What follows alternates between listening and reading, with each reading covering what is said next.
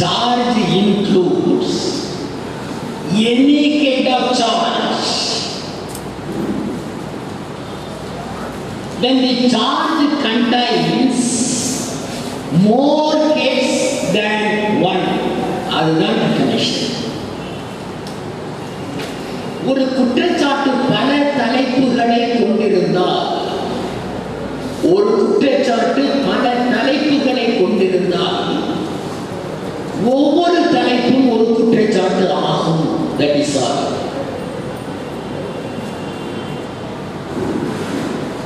Charge break பண்றது மட்டும் ரொம்ப தெளிவா இருக்கணுமா? ஆனா சார்ஜுக்கு டெபினிஷன் மட்டும் தெளிவா சொல்ல மாட்டாங்களாம். அதான் இதுல இருந்து கிடைக்கிற தீர்வு. Charge includes any kind of charge when the charge contains more cases than one. ஒரு குற்றச்சாட்டு பல தலைப்புகளை கொண்டிருந்தால் ஒவ்வொரு தலைப்பும் ஒரு குற்றச்சாட்டு ஆகும். அது என்ன தலைப்பு என்றால், வழக்கமாக நாம் சொல்லுகின்ற உதாரணம், நான் இங்கே வகுப்பு நடத்தி கொண்டிருக்கும் போது ஒரு நபர் இந்த ஹால்ல அத்துமீறி நுழைகிறார், வந்து என்னை தாக்குகிறார், போகும்போது என்னுடைய பேனாவை எடுத்துக்கொண்டு போகிறார். இதுல எத்தனை கெட்டு இருக்குன்னா 3 கெட்டு இருக்குன்னா இது அப்படியே நம்முடைய வசதிக்காக மாற்றி சொல்லுவதாக இருந்தால், ஒரு சம்பவத்தில் பல குற்றங்கள் இணைக்கப்பட்டால் ஒவ்வொரு குற்றத்திற்கும் ஒரு குற்றச்சாட்டு தேவை. ஒரு சம்பவத்தில் நான் தாக்கப்பட்டேன் என்ற அந்த சம்பவம், அதில் எத்தனை குற்றங்கள் நடந்திருக்கிறதோ அத்தனை தலைப்புன்னு அர்த்தம். எத்தனை குற்றங்கள், அத்துமீறியது ஒரு குற்றம், என்னை தாக்கியது ஒரு குற்றம், ஒவ்வொரு பேனாவை எடுத்துக்கொண்டு ஒரு குற்றம். ஒரு சம்பவத்தில் பல குற்றங்கள் நடக்குமேயானால் ஒவ்வொரு குற்றத்திற்கும் ஒரு குற்றச்சாட்டு வழங்கப்பட வேண்டும். அதுதான் ஹெட்ஸ் ஆஃப் சார்ஜ்.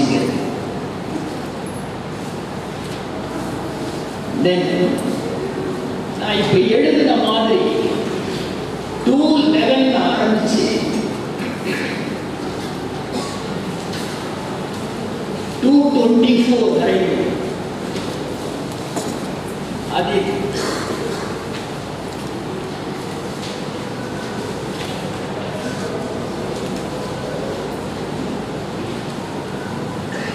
நாம ஞாபகம் வச்சுக்கிறதுக்காக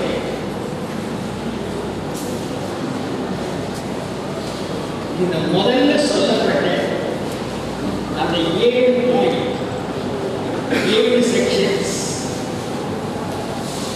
அதுக்கு நான் ஒரு கோட் வேர்ட் அதை நான் சொல்றேன் சார். அந்த கோட் வேர்டை ஞாபகம் வச்சுக்கிட்டீங்கன்னா இந்த செக்ஷன்ஸை பற்றி கவலைப்படணுங்கிற அவசியமே கிடையாது. ஃப்ரேமிங் ஆஃப் சார்ஜஸ்ல you can answer any question. அந்த ஃப்ரேஸ் இதுதான்.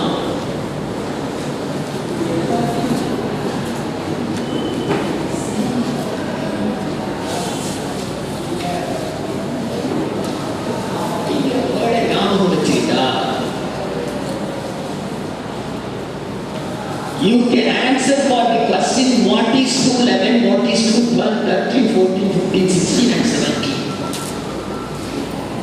இந்த 7 செக்ஷன்ஸ் கூட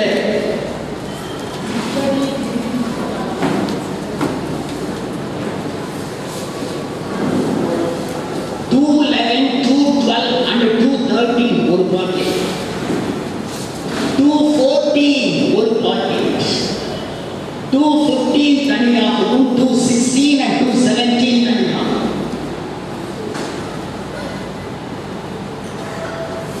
CPM communist party of India, Marxist, அந்த கட்சியில் சேருங்கள், அணிந்து கொள்ளுங்கள். So இந்த அர்த்தத்தை கொடுக்கின்ற அந்த கோட் வேர்டை பார்த்தீங்கன்னா first letter is C, that stands for contents of a charge.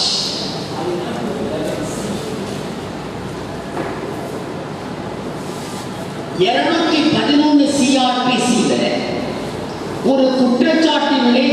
வேண்டிய பொருளடக்கம் condense. C.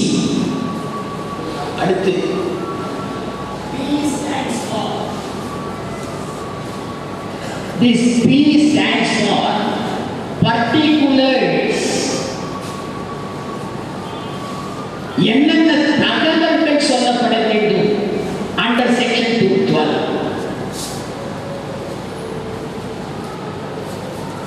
Then section 230, M stands for manner of the occurrence. என்ன விதமாக அந்த குற்றம் செய்யப்பட்டது. C, B, M, O. அடுத்தது wear, W, E, A, R. W stands for words in the charge. குற்றச்சாட்டில் உள்ள வார்த்தைகள், words. And E stands for error in the charge. Error in the charge. And A stands for alteration of the charge. Alteration or amendment. Alteration of the charge. And R stands for recalling of witnesses.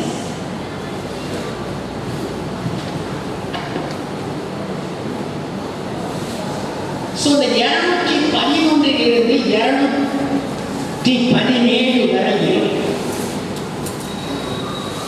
211 stands,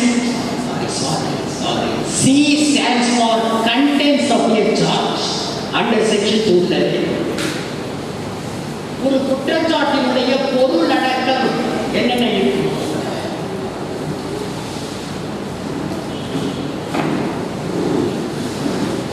பொருள் அடக்கம்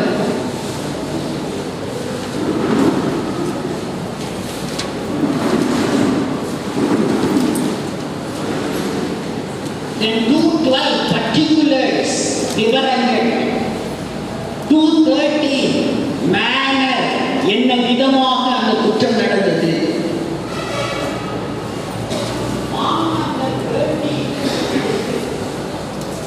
form number 32 எடுத்து அதுக்கு மேல பார்த்தீங்கன்னா refer section 211 212 230 அவ்வளவுதான் இருக்கு. அதனால நீங்க சார்ஜ் ஃப்ரேம் பண்ணும்போது நான் இப்ப சொல்ல போற இந்த 3 விஷயங்களை மனசுல வச்சுக்கிறாங்க. சார்ஜ் ஃப்ரேம் பண்ணணும். மற்றதெல்லாம் கூட ஃப்ரேமிங் ஆஃப் தி சார்ஜஸ் இந்த ப்ராப்ளத்துக்கு முக்கியம் கிடையாது. ஆனா பேப்பர் போர்ல ஃப்ரேம் தி சார்ஜ் அப்புறம் ரைட்டிங் ஆஃப் ஜட்ஜ்மெண்ட் வரும்போது சார்ஜ் ஃப்ரேம் பண்றாங்க. உங்க மனசுல வர வேண்டிய செக்ஷன்ஸ் 211 212 211 எதை பற்றி contents of the charge, 212 எதை பற்றி particulars of the charge, 213 எதை பற்றி manner of the commission of the offense.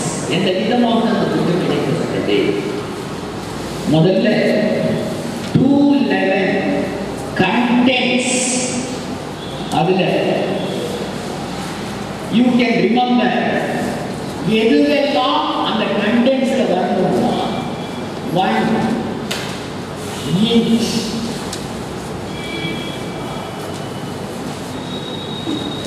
1 inch அப்படிங்கிற வேர்டை ஞாபகம் வச்சுட்டா கண்டென்ஸ் போகும்.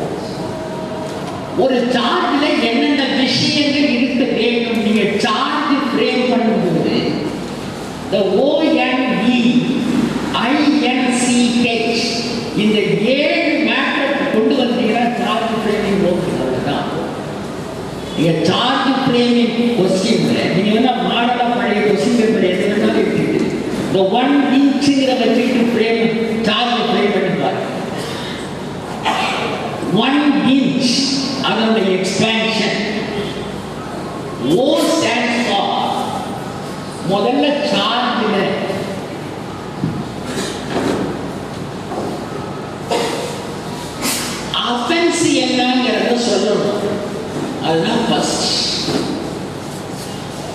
is the offense committed?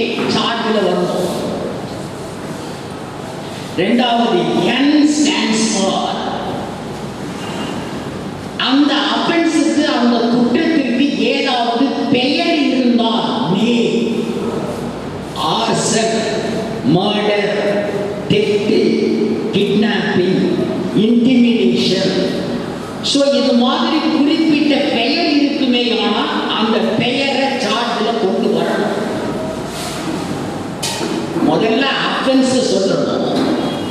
அந்த அஃபென்ஸுக்கு குறிப்பிட்ட பெயர் இருக்குமே ஆனால் அந்த பெயர் சார்ஜ்ல வரணும். இரண்டாவது. மூணாவது E stands for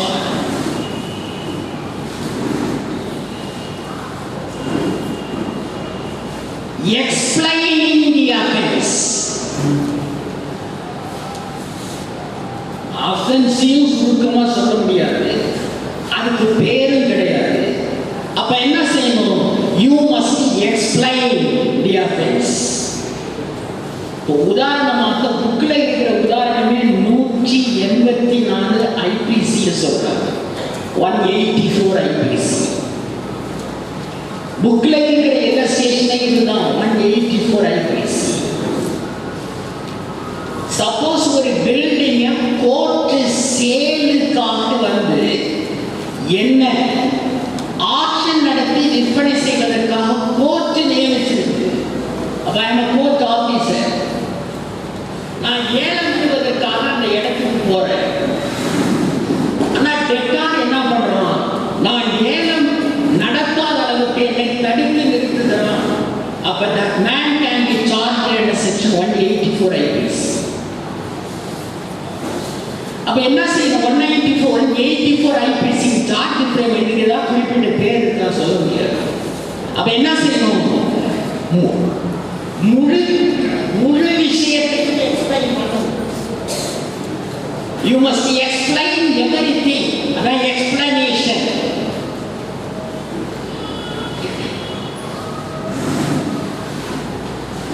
So இதுவரை நான் சொன்னது பாருங்க.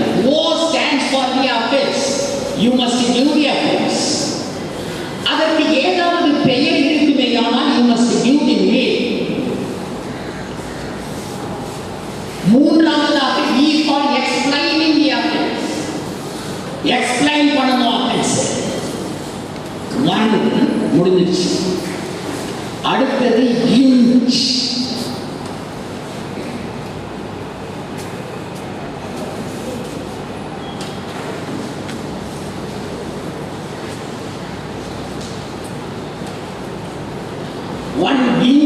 I stands for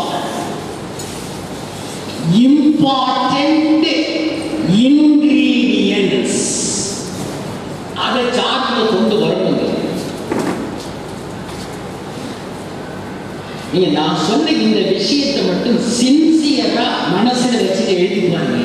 சார்ஜ் ஃப்ரேமிங்கிறது சின்ன குழந்தைக்கு ரொம்ப பிடித்தமான விளையாட்டு மாதிரி அந்த ஆர்வம் வந்துருக்கு.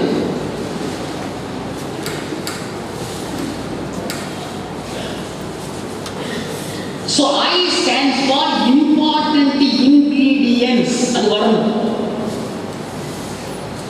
அதுக்கு உதாரணமாக நான் சொல்ற இந்த செக்ஷனை பாருங்க. 242 IPC 242 IPC. சப்போஸ் நான் போய் ஒரு கடையில 10 ரூபாய் நோட்டை கொடுத்துட்டு சிகரெட் பாக்கெட் கிடையாது. சிகரெட் பாக்கெட் நிறைய. ஸோ ஒரு சிகரெட்டு கேட்குற 10 ரூபாய் நோட்டை கொடுத்துட்டேன். அந்த கடைக்கார வாங்கி பார்க்குற அது கள்ள நோட்டா இருக்குன்னு வச்சுருக்கு. ஏன் மேல கள்ள நோட்டுக்காக கேஸ் போடுறாங்க. 242 IPC குற்றச்சாட்டு இது மாதிரி வரைகிறாங்கன்னு வச்சுக்கிட்டு சரியாக யோசனை பண்ணி பாருங்க. இத்தனாம் தேதி இத்தனை மணிக்கு நீ இந்த கடையில் போய் 10 ரூபாய் நோட்டை கொடுத்தா என் கள்ள நோட்டாக இருந்தது, உன் மேல சார்ஜ் 242 சரியா இந்த சார்ஜ் வருமானு கேட்டா, கள்ள நோட்டை நான் வச்சிருக்கிறதோ அல்லது கொடுத்து செலாவணி பண்றதோ இஸ் நாட் அன் அஃபென்ஸ். அதான் உதாரணமா போன மாசம் வந்த ஒரு தீர்ப்பு, ப்ளூ பிலிமா வச்சிருக்கிறதே குற்றம் கிடையாது.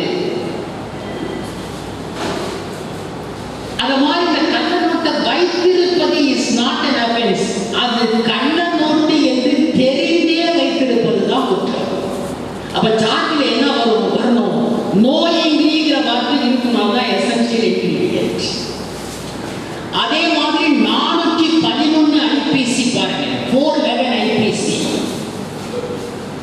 திருட்டு சொத்தை வாங்குதல்ங்கிறது 411 இல்லை.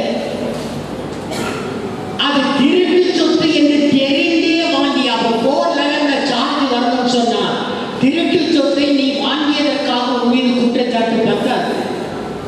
திருட்டு சொத்தை அது திருட்டு சொத்து என்று தெரிந்தே வாங்கியதற்காக அப்பதான் 411 வரும். So இப்படி important ingredients that must find place in the framing of charges. 1 inch திரும்பி யோசனை பண்ணி பாருங்க. O stands for the offense, N stands for name of the offense, E stands for explanation, I stands for important ingredients, முக்கிய கூறுகள்.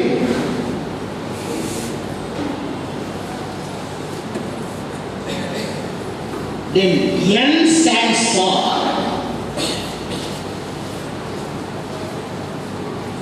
இப்படி ஒரு குற்றச்சாட்டு இருந்தால் அது சரியான குற்றச்சாட்டா இருக்குமா பாருங்க. குற்றச்சாட்டு இது மாதிரி எழுதுங்க. உண்மையிலே 411வது பிரிவின் கீழ் குற்றம் சுமத்துகிறேன், சரியா இருக்குமா? அப்புறம் என்ன விஷயம்? எந்த சட்டத்துக்கு கீழே 411ங்கிறது சிஆர்பிஎஸ்ல கூட தான் இருக்குது. சோ செக்ஷன் 411 சொன்னா எந்த சட்டம்? ஐபிசி கீழே. அதான் இன்ச்சில N stands for name of the act. அது சொல்லப்பட வேண்டும். name of the act. எந்த சட்டம்? அந்த சட்டம் குறிப்பிடப்பட வேண்டும். N over. அடுத்தது C stands for குற்றச்சாட்டு என்பது கோர்ட் லாங்குவேஜில் இருக்க வேண்டும். கோர்ட் லாங்குவேஜ் தமிழ்நாட்டை பொறுத்தவரையில் கோர்ட் லாங்குவேஜ் சபார்டினேட் ஜுடிஷியரியில தமிழ். சபார்டினேட் ஜுடிஷியரினா ஹைகோர்ட் கீழே இருக்கிறது. 272 CRPC should not forget that section 272 says court language என்ன என்பதை அந்தந்த மாநில அரசாங்கம் தீர்மானிக்கும். That will be decided by the state government. Court language தான் charge is to be framed. வெள்ளக்கார அக்யூஸா இருந்தா கூட your charge must be in the court language. அதுதான் C. கடைசியா H stands for habitual offenders ஆக இருந்தால் செக்ஷன் 75 ஐபிசி ஃப்ரேம் செய்யப்பட வேண்டும். அது எப்படி ஃப்ரேம் பண்றது? That is H. habitual offenders. அப்போ 1 இன்ச்ங்கிறதான கண்டென்ட்ஸ். 1 இன்ச்ங்கிறதா contents. O for offense, N for name, E for explanation, I for ingredients, N for name of the act, C for court language, H for habitual offenders.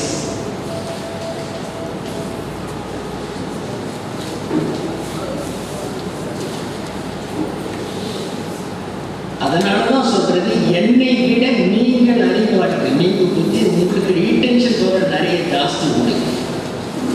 நான் கூட தரையில நின்று பார்க்கிறேன். எனக்கு தெரிகின்ற காட்சிகளை விட என் தோல்ல உட்கார்ந்து பார்க்கிற உங்களுக்கு இன்னும் நிறைய தெரியும். அது மாதிரி தானே மனசுக்குள்ள பொறாமை இருந்தால் கூட, ஜலசி இருந்தால் கூட, என்னுடைய ஸ்டூடெண்ட் இதுல ஒரு லெட்டர் சேர்க்கலாமே சார் அப்படின்னு சொன்னாங்க. அப்போ ஒரு நிமிஷம் ஷாக் ஆயிட்டேன். அவங்க சொல்லி நான் கேட்கறதான்னு சொல்லி நான் இங்க கூட அந்த லெட்டரை நான் சேர்க்கல. இருந்தாலும் மனசு கேட்க மாட்டேங்குது. அதனால அதையும்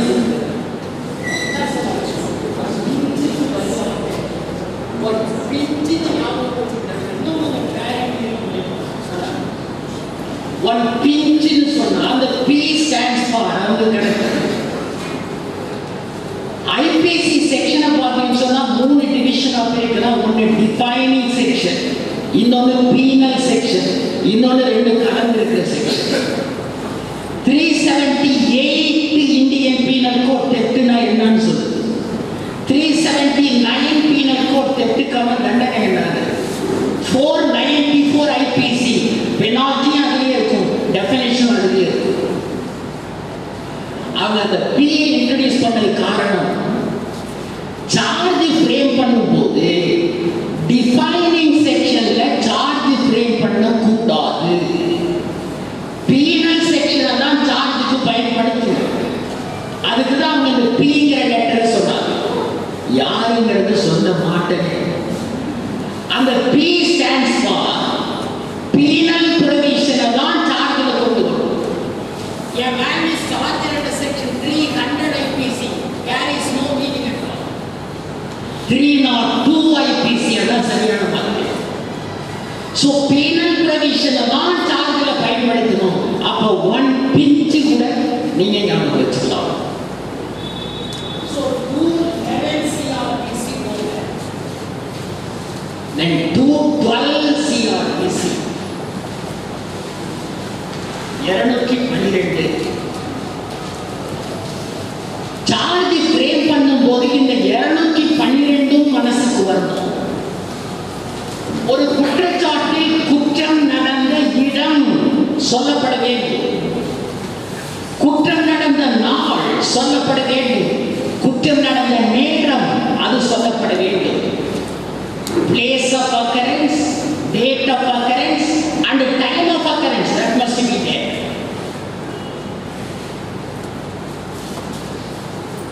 அது மாத்திரமில்லை, குற்றம் செய்த நபர்களை பற்றியும் குற்றத்தினால் பாதிக்கப்பட்டவர்களை பற்றியும் சொல்ல வேண்டும். சோ இதுவரை சொன்னதுல 5 பாயிண்ட் இவ்வளவும் சார்ஜில் வரணும். குற்றம் நடந்த இடம் பிளேஸ், குற்றம் நடத்தப்பட்ட நாள் டேட், குற்றம் நடந்த நேரம் டைம், குற்றம் செய்த நபர்கள் குற்றத்தினால் பாதிக்கப்பட்டவர்கள், இந்த 5 விஷயமும் சார்ஜில் வரணும். ஆனால் இப்ப எக்ஸெப்ஷன், குற்றம் நடந்த இடத்தினை சொல்ல வேண்டும், குற்றம் செய்த நபர்களை சொல்ல வேண்டும், குற்றத்தினால் பாதிக்கப்பட்ட நபர்களை சொல்ல வேண்டும். ஆனால் குற்றம் நடந்த நாள் நேரத்தை குறிப்பாக 2 சூழ்நிலையில சொல்ல வேண்டாம். நாளையின் நேரத்தையும் 2 சூழ்நிலையில் சொல்ல வேண்டாம். அது என்ன சூழ்நிலை என்றால், when the charge is under section 403 IPC criminal misappropriation and 406 IPC criminal breach of trust,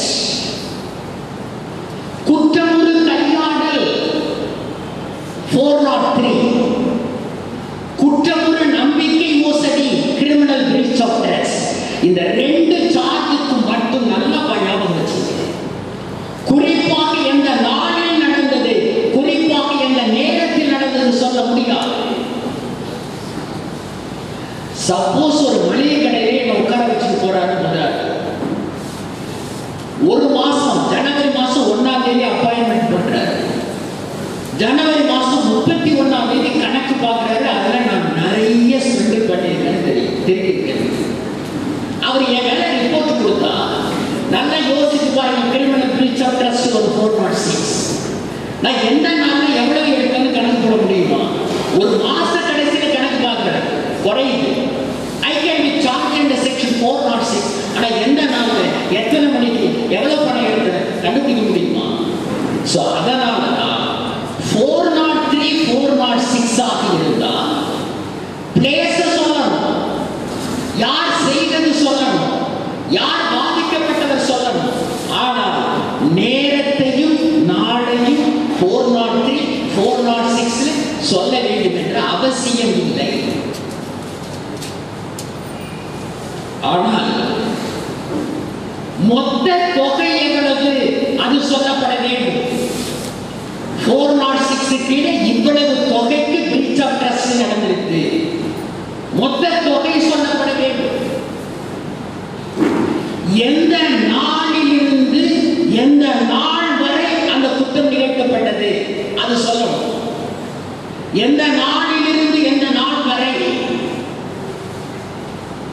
இதுல மட்டும் நல்ல ஞாபகம் வச்சுக்கணும். ஒரு ஆண்டுக்குள் 2 ஆண்டுகள் தொடர்புக்கு நடந்திருந்ததுன்னா தனித்தனி கேஸா தான் போடும். 403, 406.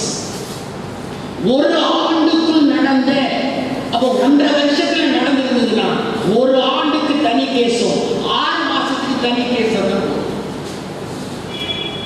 சோ ஒரு ஆண்டுக்குள் நடந்த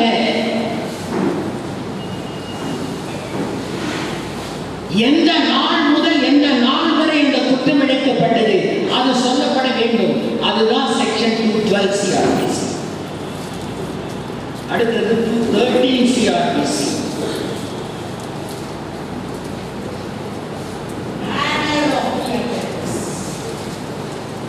ஏன்னா முன்னாடியே பிசி சுக்லா கேஸ்ல நீங்கள் சி வணையப்பட்ட குற்றச்சாட்டு தெளிவாக இருக்க வேண்டும்.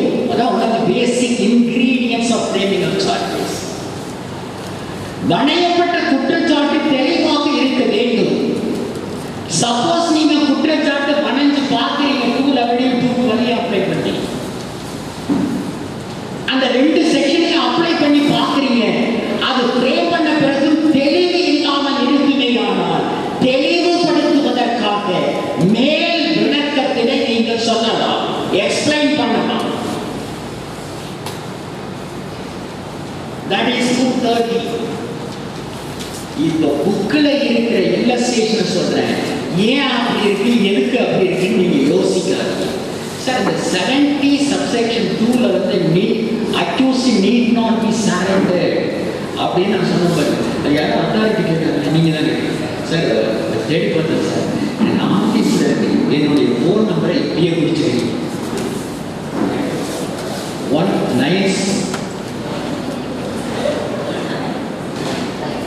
9595977743 அந்த நம்பருக்கு ஃபோன் பண்ணுறீங்க.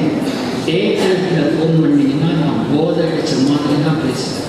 நைட்டு 1 மணிக்கு மேலே 4 மணி வரைக்கும் உற்சாகமாக சார், நேச்சுரல் உற்சாகம். நைட்டு 1 மணிக்கு மேலே பேசுகிறீங்க, நல்லா தெளிவாக இருக்கும் சார். Okay sir. இப்போ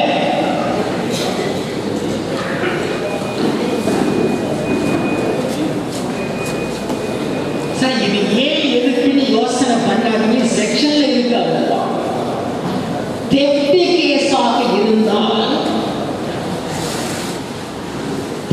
கேஸாக இருந்தால் மேனரை சொல்ல வேண்டாம். தெஃப்ட் கேஸாக இருந்தால் மேனர் என்ன விதமாக அந்த குற்றம் இழைக்கப்பட்டது சொல்ல வேண்டாம். ஆனா சீட்டிங் கேஸாக இருந்தால் மேனரை சொல்ல வேண்டும். வேலை வாங்கி தருவதாக மோசடி செய்து இந்த நபரை ஏமாற்றி இருக்கிறார். மேனர் சொல்லணும். வேலை வாங்கி தருவதாக சீட்டிங். அந்த பெண்ணை கல்யாணம் செய்து கொள்வதாக உறுதிமொழி கொடுத்து after sharing the bed you refuses to marry, cheating. Explanation. ஆனா திருட்டுக்கு எக்ஸ்பிளனேஷன் எந்த விதமாக திருடப்பட்டது சொல்ல வேண்டாம். சோ சீட்டிங்கா இருந்தா மேனரை சொல்லணும், தெஃப்டா இருந்தா மேனரை சொல்ல வேண்டாம்.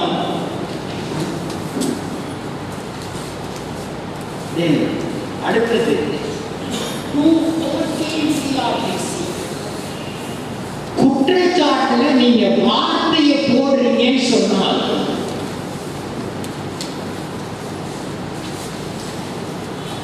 எல்லா வார்த்தைகளுக்கும் பொருள் இருக்கு.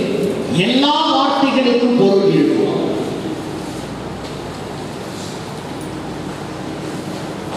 அது ஒண்ணு சினிமா பாட்டு கிடையாது.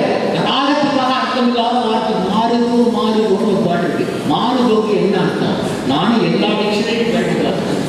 மாறுகோக்கு அர்த்தமே இல்லை. ஆனா அந்த வார்த்தை எடுத்துட்டு பாருங்க, அந்த பாட்டுல ஒண்ணுமே இல்லாத மாதிரி தெரியும். அந்த மாறுகோ மாறுகோன்னு வரணும். ஆனா இங்க சார்ஜ் ஃப்ரேம் பண்றது அப்படி கிடையாது. ஒரு வார்த்தையை கூட அர்த்தமில்லாத வார்த்தைகளை போடக்கூடாது. ஆனா கொடுக்கப்படுகின்ற வார்த்தைகளுக்கு சட்ட அர்த்தத்தை எடுத்துக்கணும், சாதாரண அர்த்தத்தை இல்லை. You should not take the ordinary meaning.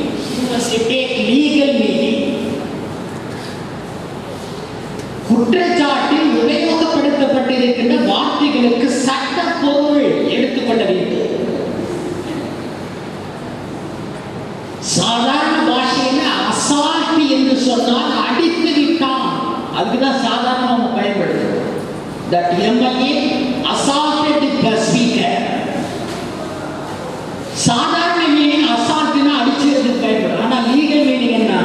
Assault என்று சொன்னால் அடிப்பதற்கு முயலுதல், தடிசால் தாக்க முனைதல். அடிப்பது என்று சொன்னால் கிரிமினல் ஃபோர்ஸ். அப்ப சார்ஜில் நீங்க அசால்ட் போட்டீங்கன்னா ஆர்டினரி மீனிங் எடுத்துக்க கூடாது, லீகல் மீனிங் தான் எடுக்கணும். அப்ப அடித்து விட்டான் என்று சொன்னால் நீங்க உபயோகப்படுத்துற வார்த்தை கிரிமினல் ஃபோர்ஸ் வாஸ் யூஸ், அதான் பயன்படுத்து. அசால்ட் பயன்படுத்த கூடாது. அசால்ட் போட்டீங்கன்னா தாக்க முனைதல். So legal meaning is to be applied, but not ordinary meaning. அதான் section 240. அடுத்தது 215வது section. 215 that is to be read along with section 464.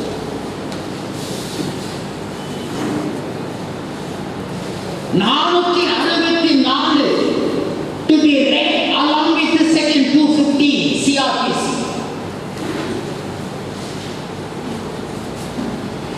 Error in the framing of charges. அது 250.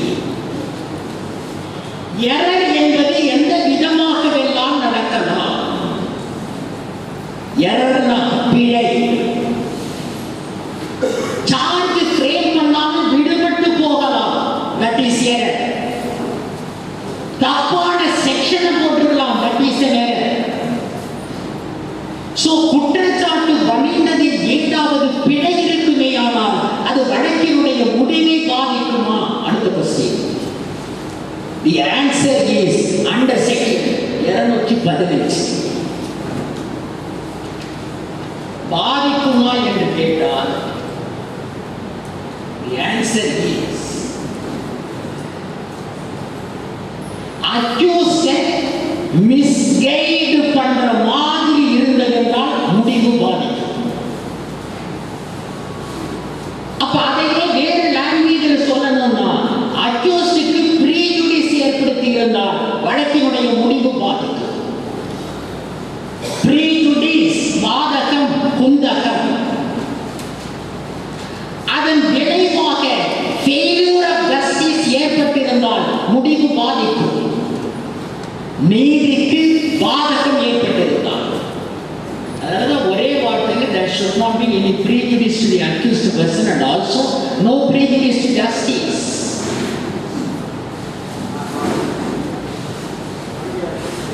இந்த இடத்துல நான் கேஸ்க்காக சொல்ல போறேன். இது 464 கேட்டாலும் 215 கேட்டாலும் இருக்கின்ற அக்யூஸ்டுக்கு prejudice ஏற்பட்டிருக்கா இல்லையா, நீதிக்கு prejudice ஏற்பட்டிருக்கா இல்லையா, எதை வைத்து தீர்மானிப்பது? What is the test to be applied? என்ன சோதனையை வைத்து அக்யூஸ்டுக்கு prejudice ஏற்பட்டிருக்கா இல்லையா என்பதை கண்டுபிடிப்பது? What is the test to be applied? Answer is, அந்த டெஸ்டுக்கு பேரு fair trial test அப்படின்னு.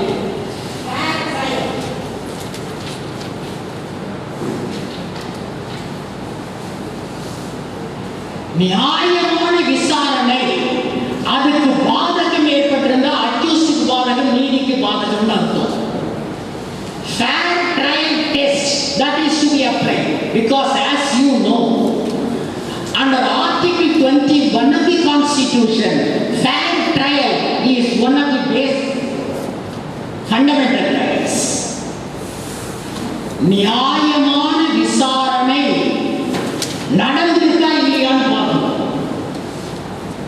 குற்றச்சாட்டில் பிழை இருக்கிறது, நியாயமான விசாரணை இல்லை என்று தோன்றினால் prejudice to the accused, prejudice to justice முடிவெடுக்கலாம். The fair trial test apply பண்ணுங்க அப்படின்னு சொன்ன வழக்கு தான் இன்றி Dalvir Singh DENVIR Singh citation AIR 2004 Supreme Court Page number 1990.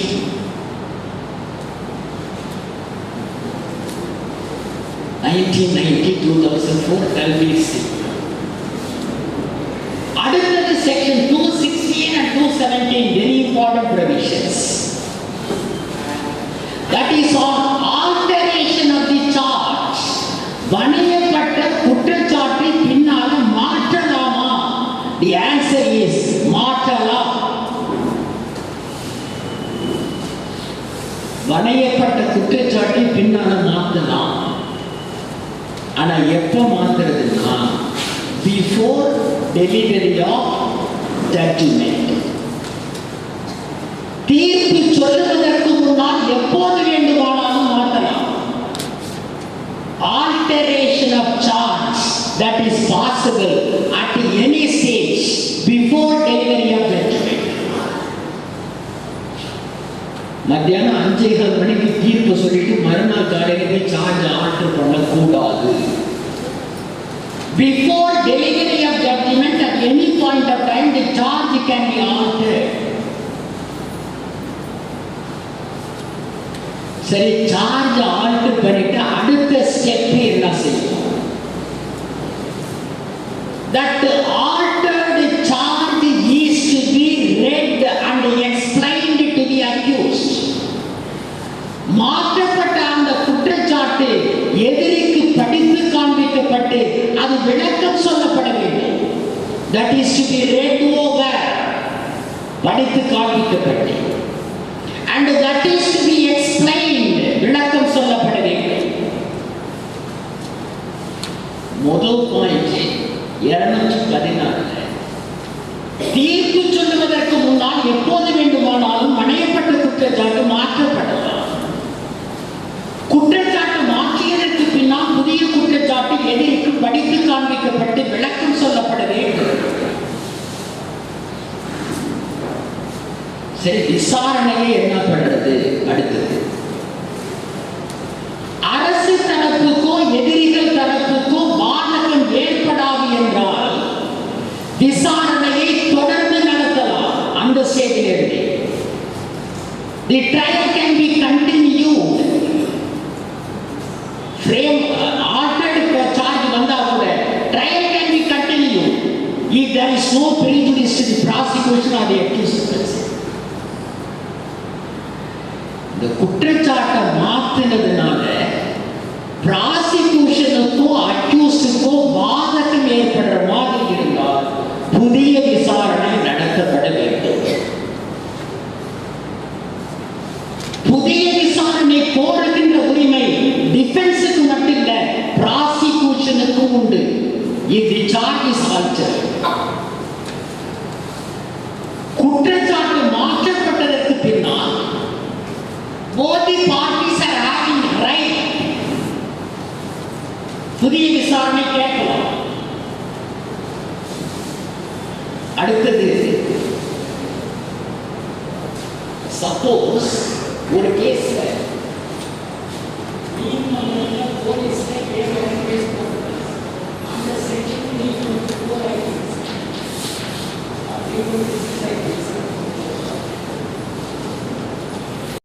அதுக்கு அப்புறம் தான் எவிடன்ஸ்ல இருந்து கோர்ட்டுக்கு தெரிய வருது. இதுல எக்ஸ்ப்ளோசிவ்ஸ் ஆக்டையும் சேர்க்கணும் அல்லது எக்ஸ்ப்ளோசிவ் சப்ஸ்டன்சஸ் ஆக்டையும் சேர்க்கணும்னு தெரியுது. சார்ஜ் எக்ஸ்ப்ளோசிவ் சப்ஸ்டன்சஸ் ஆக்ட் அதை சார்ஜ் சேர்க்கிறார். இந்த புதிய சட்டம் எக்ஸ்ப்ளோசிவ் சப்ஸ்டன்சஸ் ஆக்ட்ல sanction from the government district magistrate வாங்கணும். ஆனா 324 வாங்க வேண்டாம். சாங்ஷன் இல்லாம கேஸ் போட்டாங்க, பின்னால சார்ஜ் ஆல்டர் பண்றாரு. ஆல்டர்ட் சார்ஜுக்கு சாங்ஷன் தேவையில்லை. அப்ப என்ன பண்றது? Trial will be stopped. எதுவரையில்? till the point of receipt of the sanction order. அனுமதி உத்தரவு கிடைக்கப்படுகின்ற கால வரையில் மேல் விசாரணை நிறுத்தப்படும். இதுதான் 216 CRPC. அடுத்தது 217. சப்போஸ் இதே கேஸ்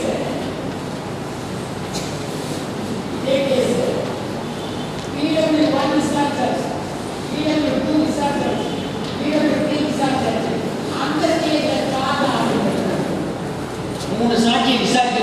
சார்ஜ் ஆர்டர் பண்றாரு. ஏன்னா முன்னாடியே we have seen before delivery of judgment at any point of time the charge can be altered. So 3 சாட்சிகள் விசாரிக்கப்பட்டதற்கு பின்னால் சார்ஜ் ஆர்டர் பண்றாருன்னு வச்சுங்க ஜட்ஜி. அப்புறம் என்ன பண்ணணும்? 216ல பாதியும் 217ல மீதியும் இருக்கிறது. 216ல இருக்கிற பாதி என்ன? மாற்றப்பட்ட குற்றச்சாட்டு படிச்சு காட்டி எக்ஸ்பிளனேஷன் கொடுக்கும். விட்ட இடத்திலிருந்து தொடர்ந்து அல்லது புதிய விசாரணை ஆரம்பிக்கலாம். சாங்ஷன் கிடைக்கின்ற கால வரையில் ட்ரையல் will be stopped. 217 என்ன சொல்றதுன்னா, குற்றச்சாட்டு மாற்றப்பட்டதற்கு பிறகு ஜட்ஜ் ப்ராசிக்யூட்டரை பார்த்து கேட்கணும். PW, PW1, PW2, PW3 ஏற்கனவே விசாரிச்சிருக்கு. இப்போ நான் சார்ஜ் ஆர்டர் பண்றேன். நான் என்ன செய்யறது? PW4லையும் தொடர்ந்து விசாரிப்பா அல்லது PW1 ரீகால் பண்ணணும்னு நினைக்கிறீங்களா? ப்ராசிக்யூட்டர் அவர் இல்லை வேண்டாங்கிறார். எந்த ப்ராசிக்யூட்டர் ஆமாங்க திருப்பி விசாரிக்கணும் போறாங்க. சார் வேண்டாங்க வேண்டாங்க. அப்புறம் அக்யூஸ்ட் பர்சன் கேட்கணும். அந்த அக்யூஸ்ட் பர்சன் என்ன செய்வான்? அந்த ஜட்ஜி 2 மாசம் கழிச்சு டிரான்ஸ்ஃபர் ஆக போறாரு. ஆனா கடுமையான ஜட்ஜி குங்கா மாதிரி. அப்ப அக்யூஸ்ட் என்ன செய்வான்? 2 மாசம் இருக்கணும் இல்லையா? நான் PW1லேருந்து ரீகால் பண்ண போறேன். அப்ப this is the point under section 217 CRPC என்னன்னா, after the charge is altered, both the parties are to be questioned whether you want to recall the witnesses already examined. recall பண்ணணும்னு சொன்னா recall பண்ணணும், வேண்டாம்னு சொன்னா விட்டுறணும். ஆனால் அலைக்கழிக்க வேண்டும் என்ற எண்ணத்தோடு அல்லது வழக்கு விசாரணையை சீர்குலைக்க வேண்டும் என்ற எண்ணத்தோடு vexatiously or to defeat the ends of justice என்ற காரணத்திற்காக ரீகால் பண்ணணும்னு சொன்னால் that recalling application can be dismissed. இந்த ரைட் உண்டு, ரீகால் பண்ற ரைட் உண்டு. that right is to be exercised in good faith, not to vexatiously or not to defeat the ends of justice. இதுதான் 270. but starting end பாருங்க. 211 contents, 212 particulars, 213 manner, 214 words, 215 error, 216 alteration, 217 recall. Alteration of the charges பற்றி கேள்வி வந்தால் 214 நிறுத்திடாதீங்க, 217 சேர்த்து தான் எழுதணும். Contents of a charge பற்றி question வந்தா 211 நிறுத்திடாதீங்க, 211, 212, 203 மூணு சேர்த்து தான் எழுதணும். ஆனா 214 பற்றி கேள்வி வந்தா எல்லாத்தையும் சேர்த்து எழுதிடாதீங்க, டைம் மேனேஜ்மெண்ட் அவுட் ஆகிடும். ஸோ அந்த கேள்வியை ரொம்ப நல்லா படிக்கணுங்க. 3 மணி நேரம் எக்ஸாமினேஷன் கேள்வியை படிக்கிறதுக்கு மட்டுமே 2.25 மணி நேரத்தை செலவழிக்கலாம். கேள்வியை படிக்கிறதுக்கு மட்டும்.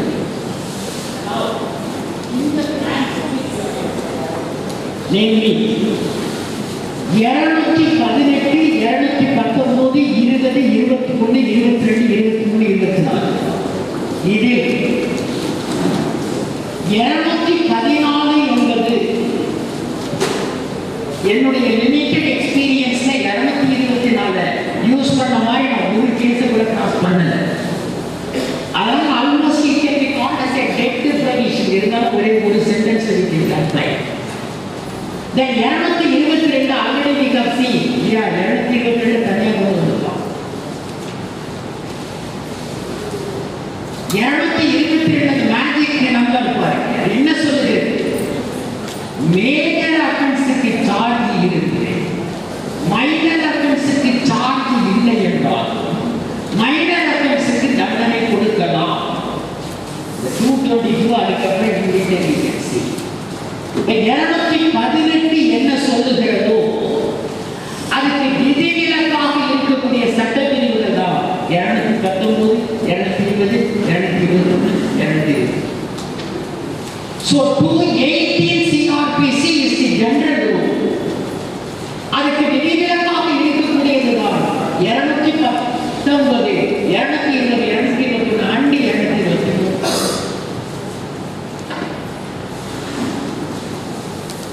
முதல்ல 218 இருக்கிற பொது விதி என்ன, பொது விதி என்ன அப்படிங்கிறது 218 இருக்கிற பொது விதி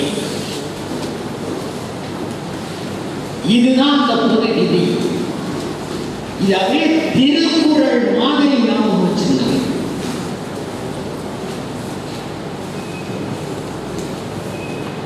திருக்குறளுக்கு 3 வரி இருக்குது, நான் சொல்றதுக்கு 3 வரி,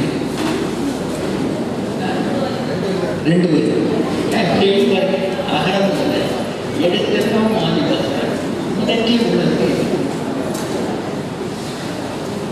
நான் இப்ப சொல்றதுக்கு 3 சென்டென்ஸ் இருக்கு. ஒண்ணு தனித்தனி குற்றம், முதல் சென்டென்ஸ். அதுக்கு இங்கிலீஷ்ல distinct offense. அடுத்தது இரண்டாவது தனித்தனி குற்றச்சாட்டு, இங்கிலீஷ்ல separate charge.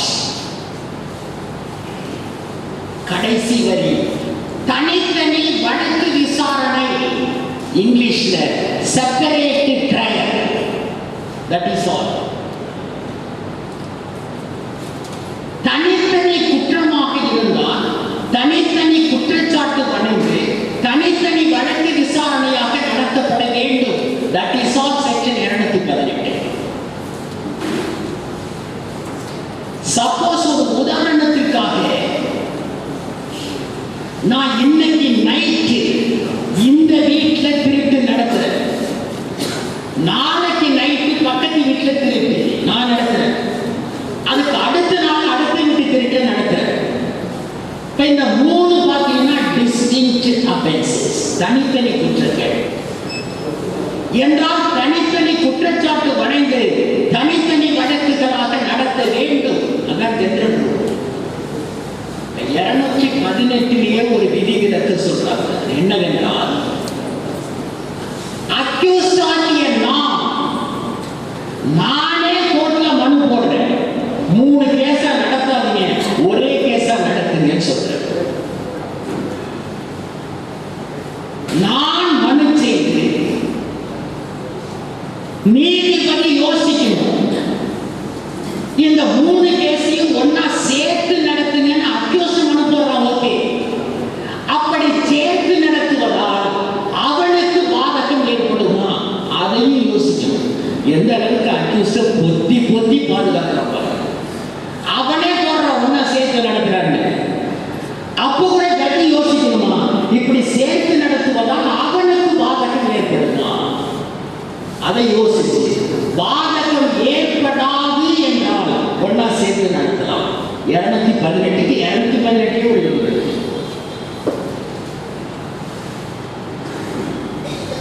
இந்த 218 சொல்லப்பட்டுள்ள செய்திகளுக்கு விதிவிலக்காக இருப்பதுதான் 219, 220, 221, 223.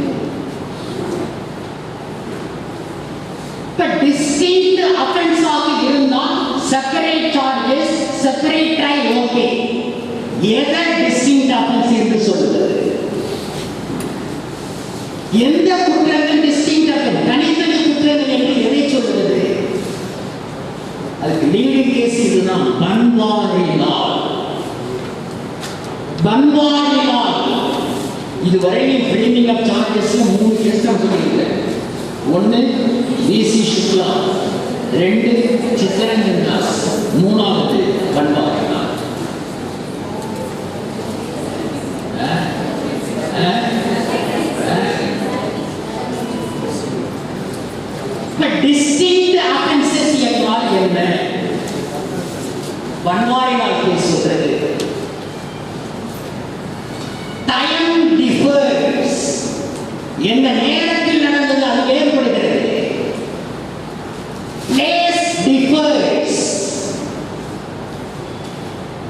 victim differs, section differs. இதுவெல்லாம் வேறுபட்டு வறுமையானால் அதெல்லாம் distinct offenses. என்னென்ன வேறுபடணும்? டைம், பிளேஸ், விக்டிம், செக்ஷன் இதெல்லாம் வேறுபட்டதுதான். அந்த பன்வாரிலால் கேஸினுடைய citation AIR 1963 supreme court page number 1620.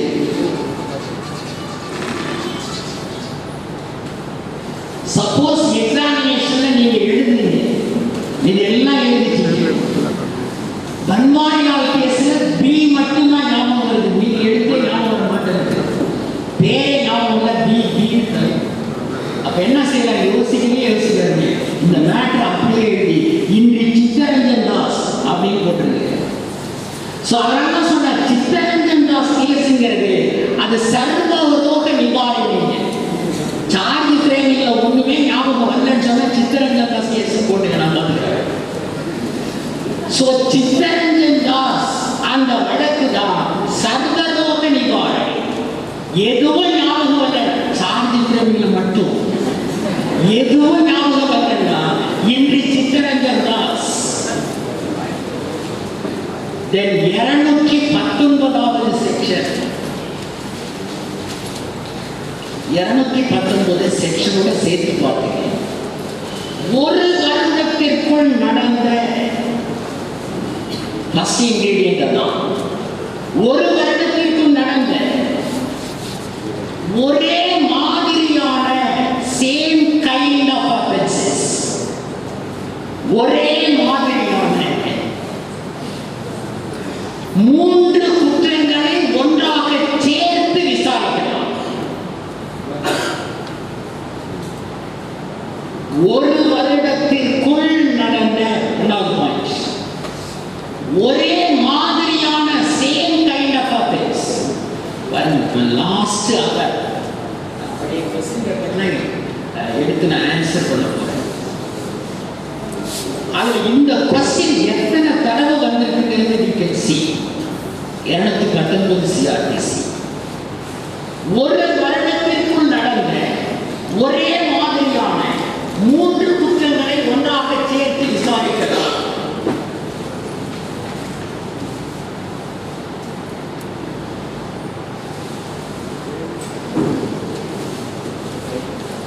ஒரே மாதிரியான குற்றங்கள் என்றால் என்ன? 218ல we have seen distinct offense என்றால் என்ன? 218. 219ல same kind of offense என்றால் என்ன? same kind என்றால் என்ன? கிட்டத்தட்ட ஒரே அளவான தண்டனை கொடுக்க முடிந்த குற்றங்கள், அதான் ஒரே மாதிரி. கிட்டத்தட்ட ஒரு உதாரணமாக நீங்க எழுதலாம். என்ன ஆன்சர்ல செக்ஷன் இருக்கணும், டெஃபினேஷன் இருக்கணும், எக்ஸ்பிளனேஷன் இருக்கணும், இல்லஸ்ட்ரேஷன் இருக்கணும், கேஸ்ல அதை தாண்டி ஒரு கமா ஃபுல் ஸ்டாப் கூட இருக்க கூடாது. சோ இல்லஸ்ட்ரேஷன் ஒரே மாதிரியான அப்படின்னா என்ன அர்த்தம்? நான் ஒரு ட்ரக் ஸ்டோர் வச்சு நடத்துறேன், அதுல இன்னைக்கு சானிடன் டேப்லெட் எக்ஸ்பைரி ஆன டேப்லெட் விற்கிறேன், என் மேல சார்ஜ் பண்றாங்க. ஒரு 2 மாசம் கழிச்சு அனாசின் டேப்லெட் எக்ஸ்பைரி ஆனது கொடுக்குறேன், அதுக்கு அடுத்த நாள் டாக்டர் டேப்லெட் கொடுக்குறேன், எக்ஸ்பைரி ஆனது. இதெல்லாம் ஒரே மாதிரியான குற்றங்கள், சேம் கைண்ட் ஆஃப் ஆஃபென்ஸ் ஆயிருந்தால் ஒரு வருடத்தில் நடந்த 3 குற்றங்களை ஒன்றாக சேர்த்து விசாரிக்கலாம். 220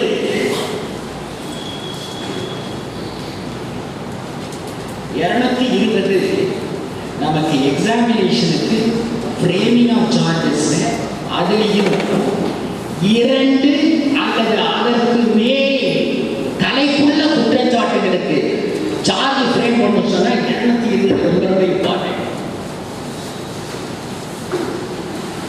220 சொல்றது இதுதான். ஒரே சம்பவத்தின் தொடர்ச்சியாக எத்தனை குற்றங்கள் இணைக்கப்பட்டிருந்தாலும் அதை ஒரே ட்ரையல்ல கொண்டு வரலாம். ஒரே சம்பவத்தின் தொடர்ச்சியாக in the course of the same transaction, in the course of the same transaction,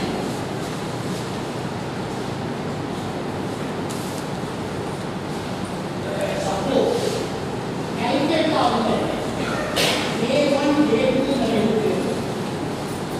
Cuddalore bus stand ஃபார்ம் காஸ்ட் பண்றதுக்காக பேசுறாங்க. கான்ஸ்பைரஸ் வெடி மருந்து மெட்ராஸ்ல வாங்க தெரிஞ்சே விற்கிறாங்க. அந்த வெடி மருந்தை வாங்கி வெடி தயார் பண்றாங்க. தயார் பண்ணுறதுனால இருக்கும். அவன் கடவுள் A5 அது ரிலீஸ் லாஸ்டா கான்ஸ்பைரசி நடந்ததுக்கு அப்புறம் 1ஆம் தேதி மெட்ராஸ்ல மருந்து வாங்கின 5ஆம் தேதி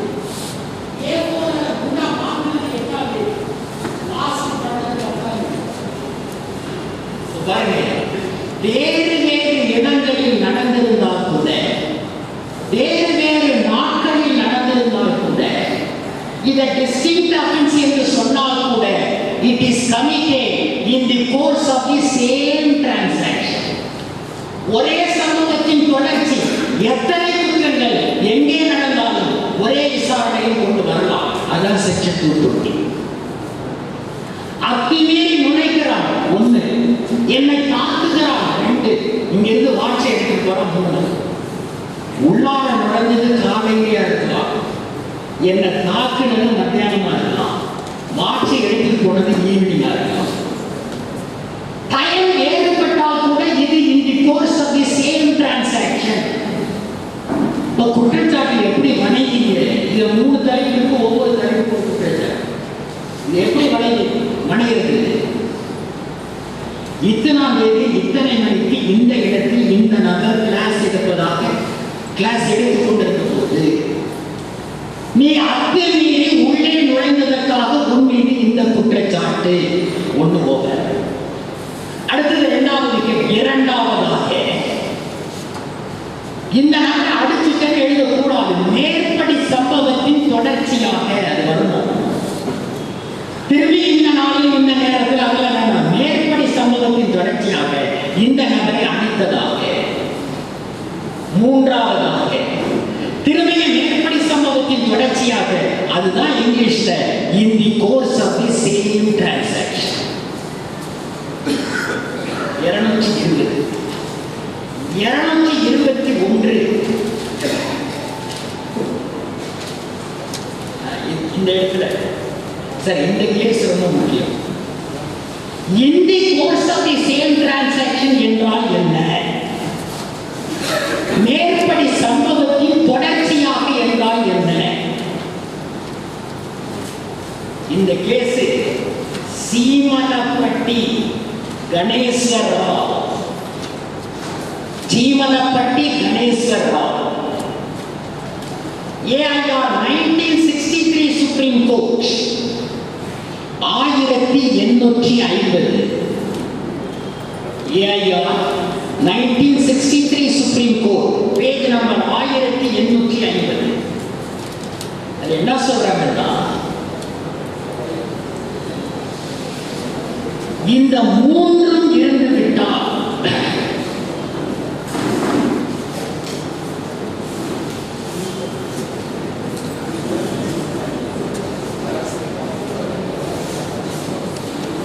இந்த 3 இருந்ததுன்னா அந்த குற்றங்கள் in the course of the same transaction.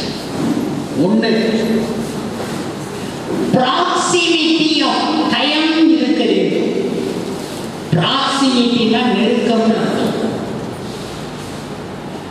proximity of time அது இருக்கணும்.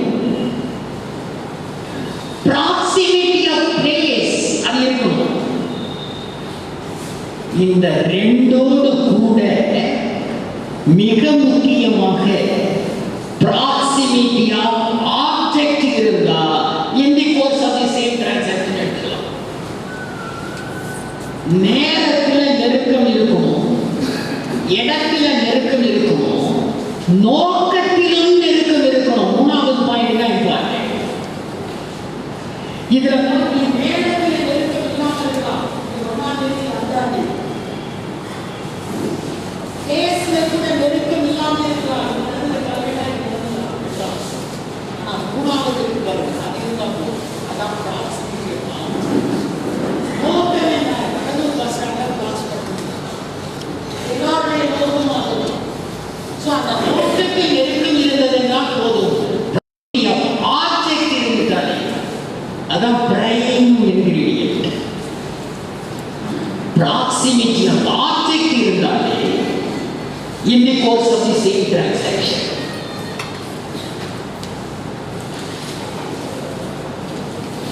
Then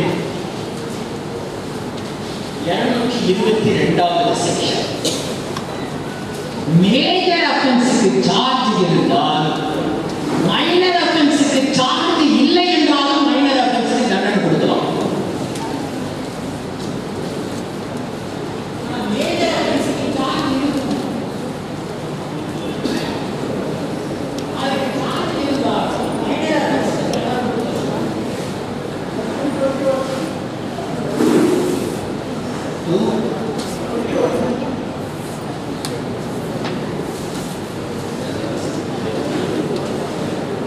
221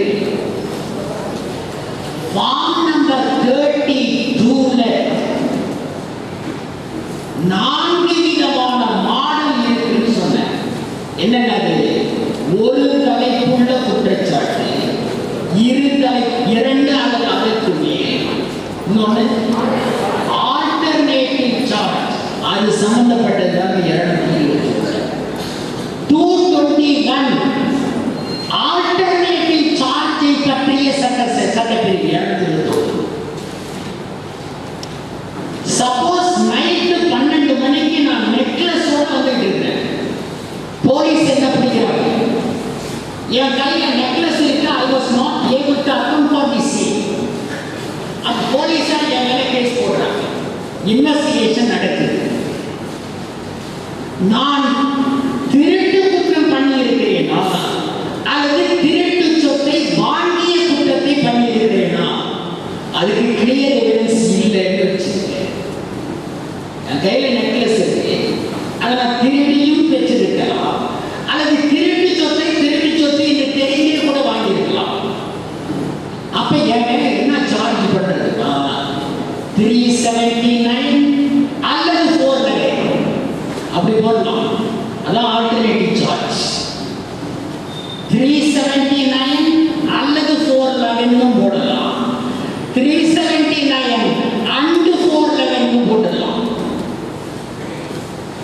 கேஸ் நடத்தி முடிக்கின்ற போது ஜட்ஜி அதில் என்ன முடிவு பண்ணிக்கலாம், 379 411. அவரால் முடிவு பண்ண முடியலன்னா விட்டுறது, அக்யூட் பண்ணிடுறது இல்லையா இல்லையா. So that is under section 221.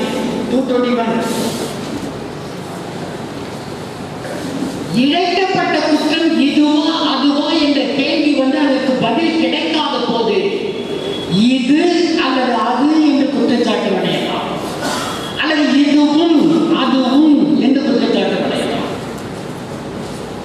Then section, அதாவது டவுட்ஃபுல் அஃபென்ஸ் அப்படின்னு போட்டுங்க 221. அதான் இதுவா அதுவாங்கிற டவுட் இருந்தால். தென் 222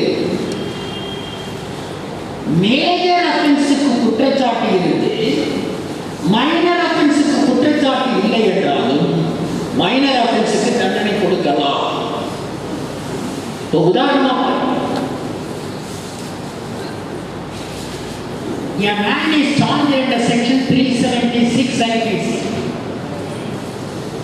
for rape.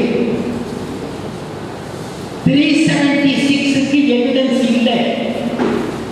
அப்ப conviction can be under section 376 rape to 511 IPC. முயற்சி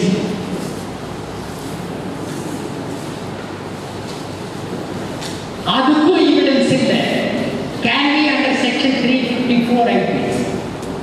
அதுக்கும்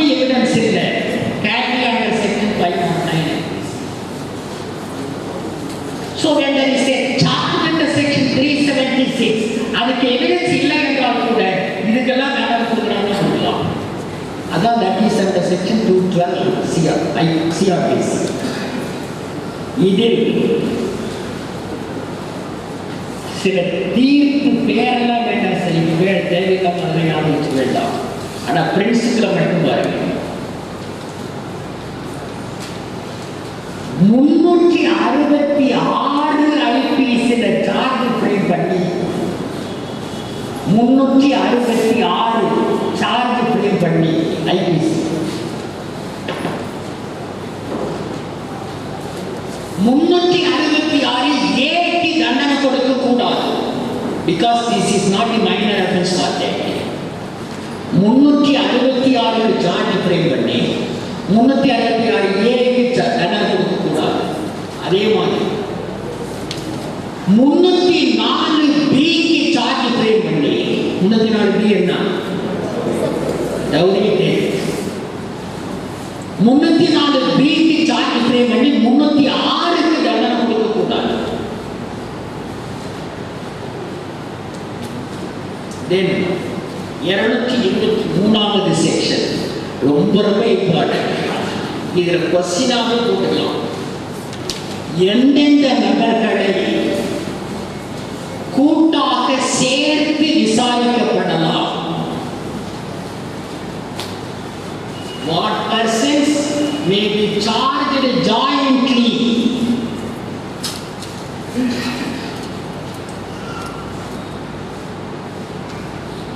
What persons may be charged jointly?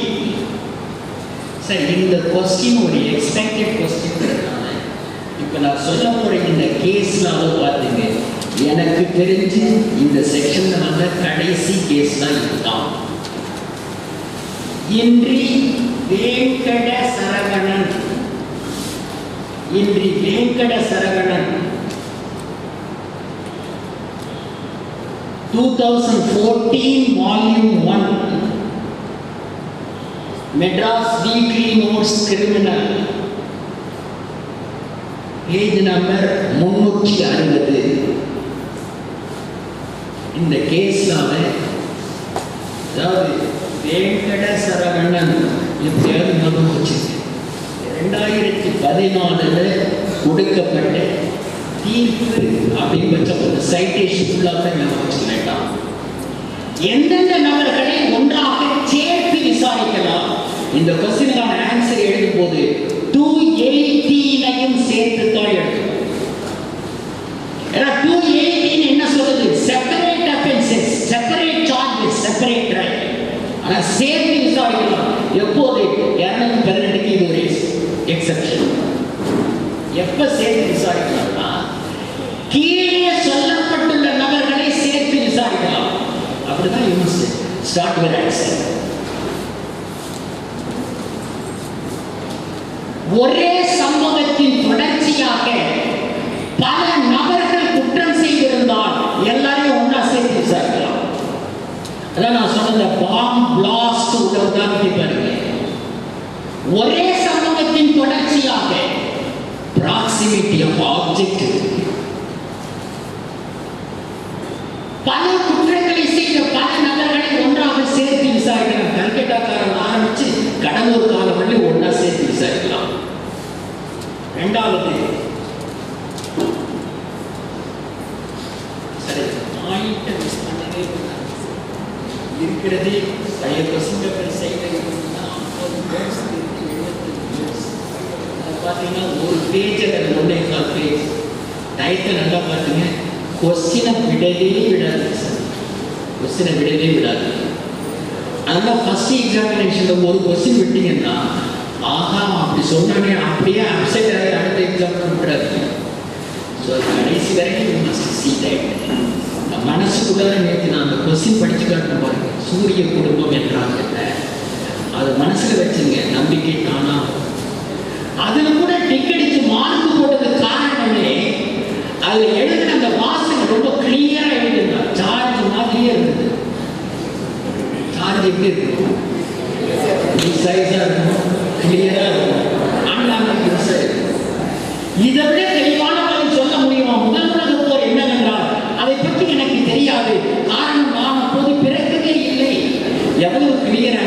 அது ஏதாவது குழப்பம் இருக்கிற பாருங்க. அந்த மாதிரி கிளியர் ஹேண்ட் ரைட்டிங் இருந்தாலே பாதி ஜெயிச்சிட்டீங்கன்னா, ஹேண்ட் ரைட்டிங் சப்போஸ் ஒண்ணுக்கு மேல ஒண்ணு அப்படியே எழுதுனீங்கன்னா கேப் அதிகமா விட்டு பாருங்க, ஹேண்ட் ரைட்டிங் நடக்காது. ரைட். ரெண்டாவது பாருங்க, குற்றம் செய்தவர்களையும் அந்த குற்றம் செய்ய தூண்டிவிட்டவர்களையும் அந்த குற்றம் செய்ய முயற்சி செய்தவர்களையும் ஒன்னா சேர்த்து விசாரிக்கலாம். இது இரண்டாவது. குற்றம் செய்தவர்கள், குற்றம் செய்ய முயற்சி செய்தவர்கள், குற்றம் செய்ய தூண்டிவிட்டவர்கள், actual offender, அபெண்டா and attempting person ஒன்னா சேர்த்து விசாரிக்கலாம்.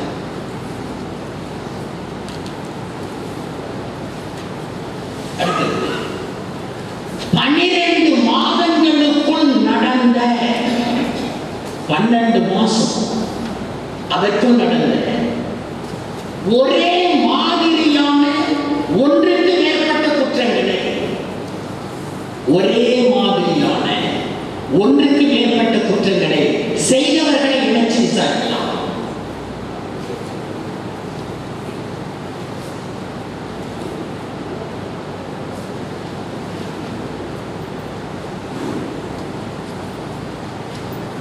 அடுத்தது திருட்டு, theft, extortion, மிரட்டி பணம் பறித்தல். திருட்டு, மிரட்டி பணம் பறித்தல், ஏமாற்றுதல், சீட்டி,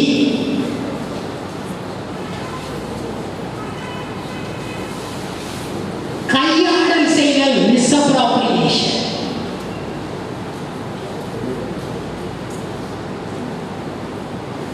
இந்த குற்றங்களை செய்தவர்களையும் இதிலிருந்து பொருளை பெற்ற நபர்களையும் ஒன்னா சேர்த்து விசாரிக்கலாம்.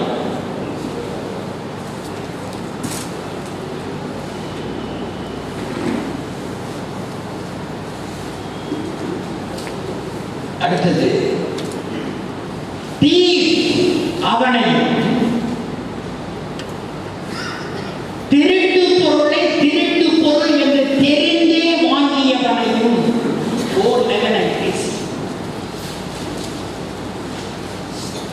திருடப்பட்ட பொருளை விற்பனை செய்வதற்கு உதவி செய்தவனையும் 414 IPC, 379, 411 and 414 IPC ஒன்னா சேர்த்து விசாரிக்கலாம்.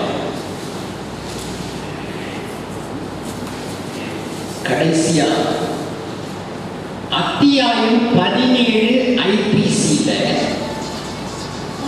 அத்தியாயம் 17 ஐபிசி என்ன கேட்டீங்கன்னா offenses relating to property. 17 சொல்லப்பட்டுள்ள குற்றங்களை செய்தவர்களையும் அந்த குற்றங்களை செய்ய முயற்சி செய்தவர்களையும் அந்த குற்றங்களை செய்ய தூண்டிவிட்டவர்களையும் ஒன்னா சேர்த்து விசாரிக்கலாம். ஸோ அந்த 223 சிஆர்பிசி ரொம்ப ரொம்ப முக்கியம் சார். அது அந்த வெங்கட சரவணன் கேஸ் 2014 சொன்னது மறக்காது. And the last section was 24 IPC CRPC. 5 charge இருந்து 2 சார்ஜ்ல கன்விக்ஷன் ஆயிடுச்சுன்னா மீதி 3 குற்றச்சாட்டுகளை வித்ட்ரா பண்ணிக்கலாம். That's all. withdraw the law remaining charges after conviction of some charge, conviction for some charges. 5 குற்றச்சாட்டுகளுக்கு 2 குற்றச்சாட்டு தண்டனை கொடுத்து மீதி 3 குற்றச்சாட்டு வித்ட்ரா பண்ணிக்கலாம். 224 சிஆர்பிசி முடிக்கிறதுக்கு முன்னால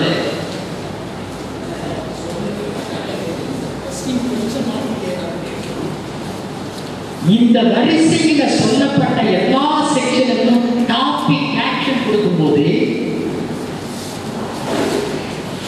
form and contents of a charge, அதான் சார் ஆக்ஷன்.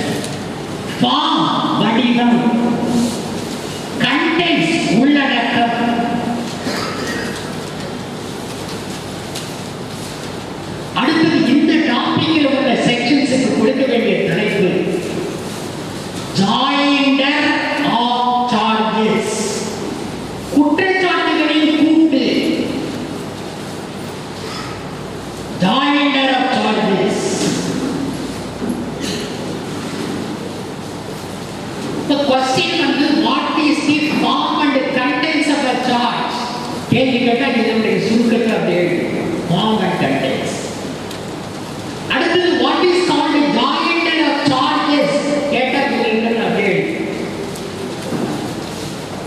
இதே question கொஞ்சம் twist பண்ணி what is called a misjoinder of charges என்று கேட்டால் இந்த சட்டப்பிரிவுகள் மீறப்படுகையானால் that is called a misjoinder of charges.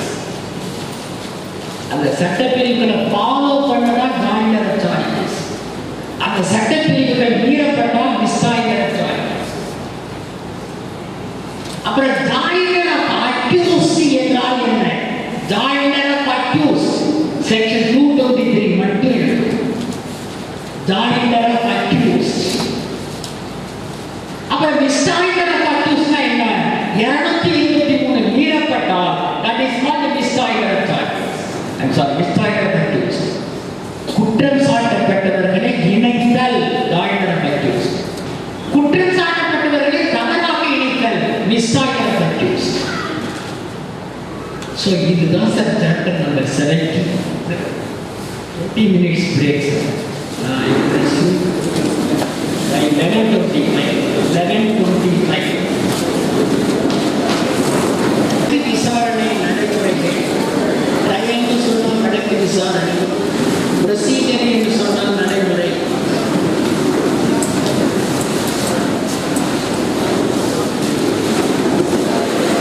நான் போர்டில் எழுதியிருக்கிறேன்.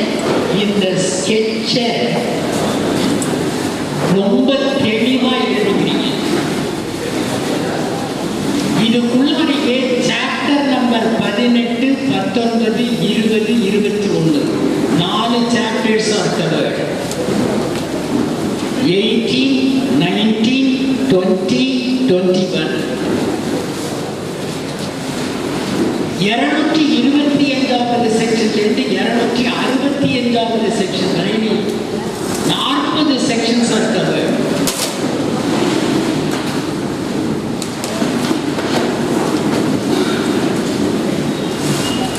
முதல்ல ட்ரையல் ஆஃப் செஷன்ஸ் கேசஸ், அமர்வு நீதிமன்ற வழக்கு விசாரணை. அமர்வு நீதிமன்ற அந்த செக்ஷன்ஸ் 225லிருந்து 237 வரை. 225லிருந்து 237. அடுத்தது வாரண்ட் ப்ரொசீஜர் கேசஸ், பிடியாணை வழக்கு விசாரணை. வாரண்ட் கேஸ் ப்ரொசீஜர் அது 238லிருந்து 250 வரை.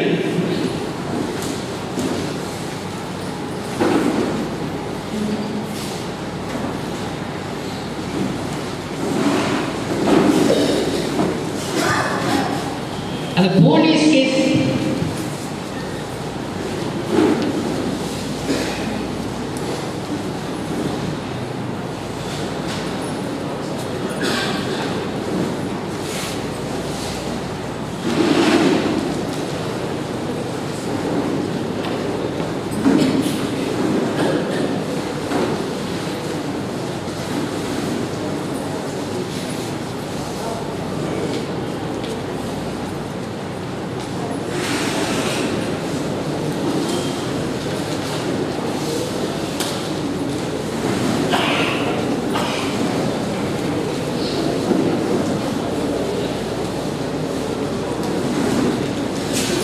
இரண்டாவது வாரண்ட் கேஸ் ப்ரொசீஜர் 238லிருந்து 250.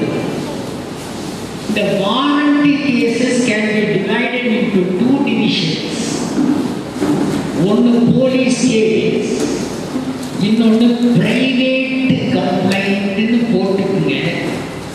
ஆனால் சிஆர்பிசியில் உபயோகப்படுத்தப்பட்டிருக்கிற பிளேஸ் போலீஸ் கேஸ் ஒன்று, இன்னொன்று பிரைவேட் கம்ப்ளைண்ட் வராது.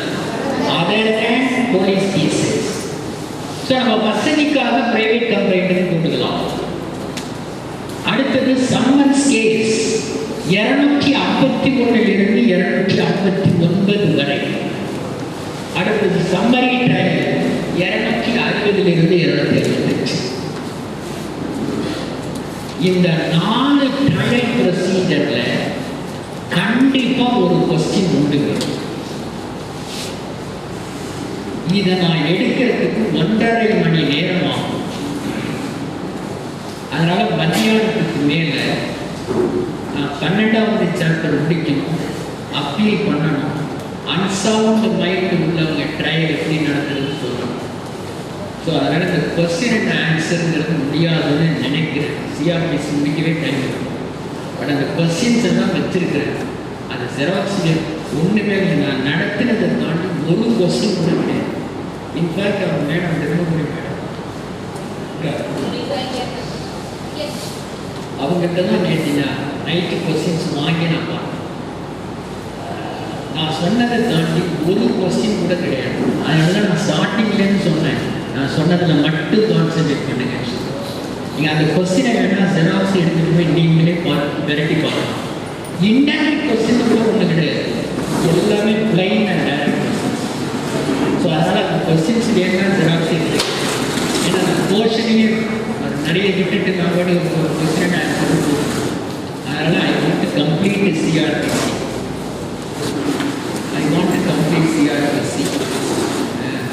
அதனால் மத்தியானத்துக்கு மேலே நான் சில ஏரியாவுக்கு சொல்லணும். நான் இப்போ எந்த ஏரியாவில் ரொம்ப பொறுமையாக நிறுத்தி நிதானமாக சொல்ல போகிறேன். அதனால் எந்த டவுட்டு இருந்தாலும் புருவத்தை நெரிச்சிங்கன்னா போதுங்க, எந்திரிச்சு கூட கேட்குறேன். புருவத்தை நெரிச்சிங்கனாலே நான் புரிஞ்சு போய் என்னமோ வளர்றேன் அல்லது சரியாக சொல்ல மாட்டேங்கிறேன், எதுவும் டவுட் இருக்குன்னா. இந்த ட்ரையல் ப்ரொசீஜரை செக்ஷனோட சேர்த்து பார்த்துக்கிறீங்க. செக்ஷனோட சேர்த்து ரொம்ப ரொம்ப யூஸ்ஃபுல்லாக இருக்கு. கணக்கே பாருங்க, 225 ஆரம்பிச்சு 265. இது இருக்கிறது 18வது சாப்டர், இது இருக்கிறது 19வது சாப்டர், இது இருக்கிறது 20வது, இது இருக்கிறது 23வது, 18, 19, 20, 20. அடுத்தது இந்த வரிசையில் எழுதி இருக்கிற செக்ஷன்ஸை ஷுட் நாட் ஃபர்கெட். ஜட்ஜ்மெண்ட் ரைட்டிங்ல 4வது பேராகிராஃப்ல இந்த செக்ஷன்ஸை ரெஃபர் பண்ணணும். செஷன்ஸ் கேஸாக இருந்தால் 228 பிராக்கெட்ல 2 சிஆர்பிசி கீழே குற்றச்சாட்டு வணையப்படுகிறது. 228 சப்செக்ஷன் 2. இந்த 4th பேராகிராஃப்ல எதிரிகள் மீது கூவி மூச சட்டப்பிரிவு 228 கீழ்கண்டமான குற்றச்சாட்டு வணையப்பட்டது. அந்த கேஸ் இருக்கும் 4வது பேராகிராஃப். அப்படியே இவன் சொன்ன பாருங்க, சால்வன் பிஜிஎன் போர் பீரியட் பல்லாங்குழியில காய் போடுற மாதிரி தாங்க இங்கே ஜட்ஜ்மெண்ட் ரைட்டிங். பல்லாங்குழியில் எத்தனை குழி இருக்கு? 14 குழி இருக்கும் இல்லையா? 14 பாயிண்ட் சொல்றது. இந்த 14 குழியும் 14 பாயிண்ட், அதான் ஜட்ஜ்மெண்ட்.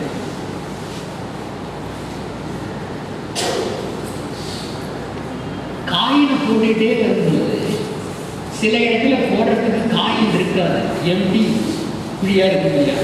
அது மாதிரி சில பாயிண்ட் விட்டுட்டு கூட ஜட்ஜ்மெண்ட் எடுக்கலாம். ஸோ இந்த பல்லாங்குழியை ஞாபகம் வச்சுங்க. ஜட்ஜ்மெண்ட் ரைட்டிங் ஆட்டோமேட்டிக்காக 14 பாயிண்ட். 278 சப்செக்ஷன் 2 செஷன்ஸ் கேஸில் ஜாயின். அதுவே போலீஸ் கேஸாக இருந்தால் சார்ஜ் ஃப்ரேமிங் 240. அதுவே பிரைவேட் கேஸாக இருந்தால் சார்ஜ் ஃப்ரேமிங் 246. இதை விட பார்லிமெண்ட் நமக்கு வசதி செஞ்சு கொடுக்க முடியுமா?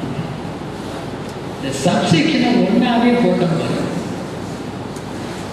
So 228 subsection 2, 240 subsection 2, 246 subsection. அப்புறம் இதுல மட்டும் 251 என்பது சம்மன்ஸ் கேஸ். அதுல சார்ஜ் ஃப்ரேமிங் என்று சொல்லக்கூடாது. என்ன சம்மன்ஸ் கேஸ் அல்லது அமர் அல்லது அழைப்பாணை வழக்குகளில் சார்ஜ் ஃப்ரேமிங் ஒரு ஸ்டேஜ் கிடையாது. அதனால ரைட்டிங் ஆஃப் ஜட்ஜ்மெண்ட்ல சம்மன்ஸ் கேஸ் வந்ததுன்னா 4வது பேராகிராஃப் வேண்டாம். அதுல குற்றச்சாட்டுன்னு சொல்லாம, சார்ஜ்னு சொல்லாம அக்யூசேஷன் அப்படின்னு சொல்றாங்க. எதுல? சம்மன்ஸ் கேஸ்ல. அப்ப சார்ஜ் ஃப்ரேமிங் என்பது செஷன்ஸ் கேஸ்ல இருக்கும், வாரண்ட் கேசஸ்ல இருக்கும், சம்மன்ஸ் கேஸ்லயும் சம்மரி ட்ரையல் கேசஸ்லயும் சார்ஜ் ஃப்ரேமிங் ஒண்ணு கிடையாது. ஆனா அக்யூஸ்ட் வந்த உடனேயே அக்யூசேஷனை படிச்சு காட்டுறாங்க. cannot be called as a charge. அது என்னங்கிறது அவங்க. ஆனா இதை நல்லா அண்டர்ஸ்டாண்ட் பண்ணிக்கணும். செஷன்ஸ் கேஸ்ல தான் charge framing under section 228(2). Warrant கேஸா இருந்தா 242 போலீஸ் கேஸா இருந்தா, பிரைவேட் கம்ப்ளைண்டா இருந்தா 246(2). 251 என்னன்னா சம்மன்ஸ் கேஸா இருந்தா அக்யூசேஷனை படிச்சு காட்டுறது. That's all. குற்றம் சுமத்துதல்னு வித்தியாசப்படுத்திக்கங்க. அது குற்றச்சாட்டு, இது குற்றம் சுமத்துதல். So accusation குற்றம் சுமத்துதலை செய்ய வேண்டும். That's all. Summons case.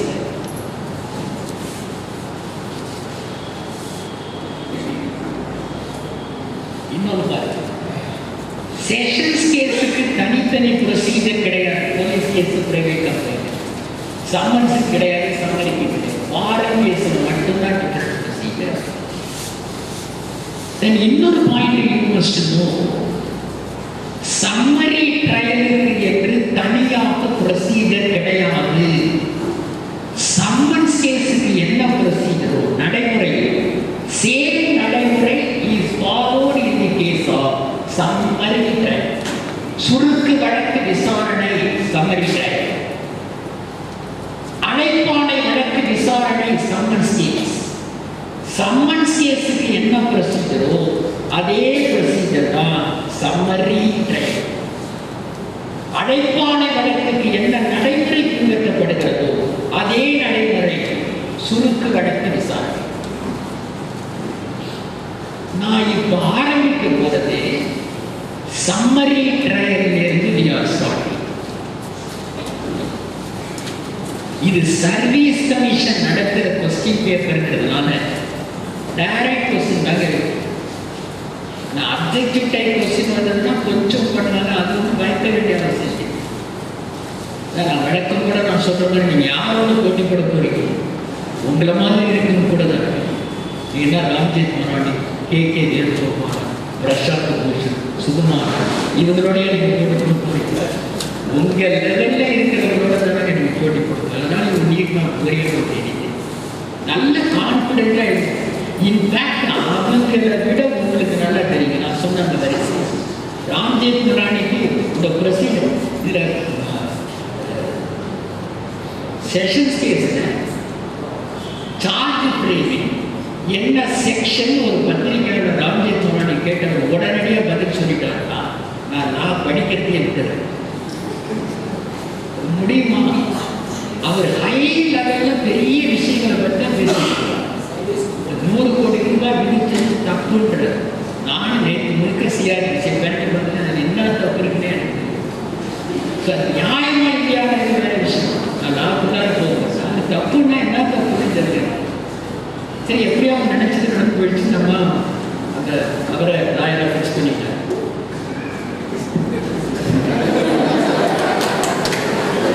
நடந்து போயிடுச்சு, அவ்வளோதான். ஸோ அதனால அவர் ரொம்ப பெரிய லாயர், பெரிய லாயர், ஹை லெவல் லாயர். அவர்கிட்ட 2012 கொஸ்டின் பேப்பரை கொடுத்து ஆன்சர் எழுத சொல்லி திருப்பி பாருங்க. ஸோ அதனால டி கிளாஸ் ஆகணும், ஸ்டூடெண்ட் லெவலுக்கு இறங்கி வரணும். அப்படி எழுதினா you can get a pass. அதனால் நல்ல நம்பிக்கையோடு படிக்க சார், நிச்சயமாக பயப்படவே பயப்படாது. டயத்தை மட்டும் பார்த்துங்க, கொஸ்டினை விடாதீங்க, ரெண்டையும் ஃபாலோ பண்ணிட்டு நடிக்கிறேன். நான் இப்போ ஆரம்பிக்க போகிறது சம்மரி ட்ரையல். 260 ஆரம்பிச்சு 265.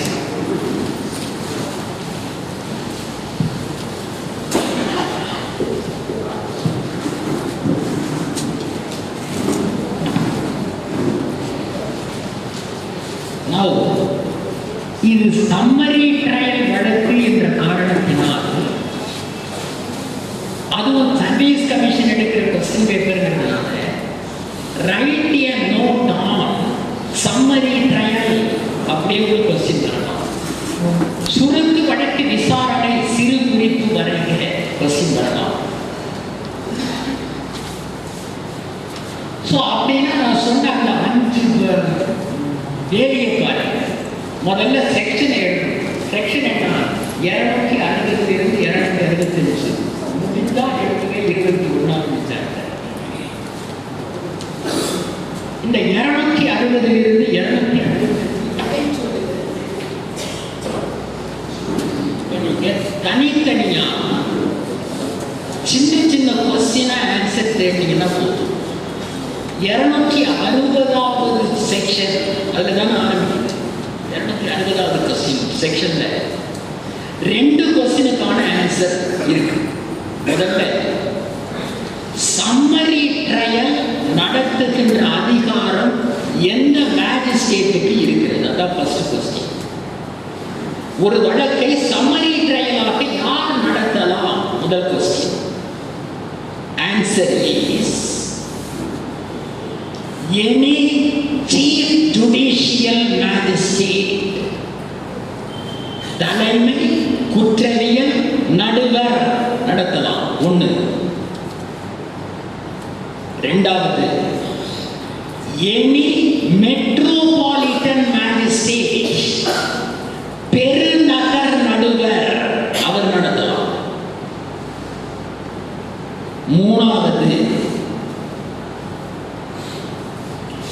any magistrate of the first class specially empowered by the High Court.